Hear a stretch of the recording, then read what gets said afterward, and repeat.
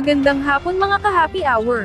Narito ang mga balita para sa MBC TV Network News Update, 5 PM edition. Pilipinas, kailanman hindi magpapasupil at magpapaapi kaninuman. Tiniyak ni Pangulong Ferdinand Bongbong Marcos Jr. na kailanman hindi magpapasupil at magpapaapi kaninuman.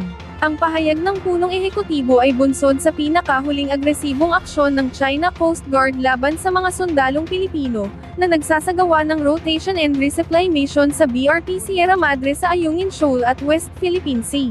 Binigyang diin ng presidente na ang pagdepensa sa ating bansa, dapat manatiling totoo sa pagresolba sa isyu ng mapayapa. Ipinunto pa ng Pangulong Marcos, na hindi gagawa ng anumang hakbang ang Pilipinas na magreresulta sa pag-uudyok ng gyera at makapanakit ng kapwa. Samantala, sa Metro Manila ngayon, ilang kalsada sa Maynila, isasara kasunod ng pagdiriwang ng ika-453 araw ng lungsod bukas. Inaabisuhan ng Manila Local Government Unit ang mga motorista na magagawi sa lungsod, dahil sa mga isasagawang pagsasara ng ilang kalsada bukas, June 24 araw ng Lunes, dahil sa pagdiriwang ng ika-453 araw ng Maynila.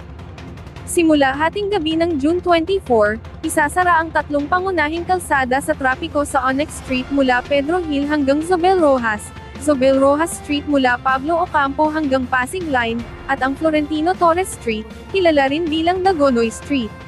Pinapayuhan ang mga motorista na gumamit ng mga alternatibong ruta, upang makarating sa patutunguhan, gayon din ang pagpaplano ng maaga upang maiwasan ang pagkaantala.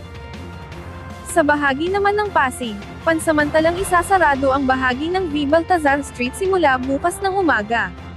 Ayon sa abiso ng Pasig City Public Information Office, pansamantalang isasarado ang bahagi ng V. Baltazar Street sa Barangay Santo Tomas, Pasig City, upang magbigay daan para sa isasagawa ng saludo serbisyo. Ito ay matatagal simula bukas, June 24, sa ganap na alas 9 ng umaga hanggang alas 4 ng hapon. At yan ang mga balita para sa MBC TV Network News Update, 5 PM edition. Samahan ninyo kami bukas, mula alas 9 ng umaga, hanggang alas 5 ng hapon.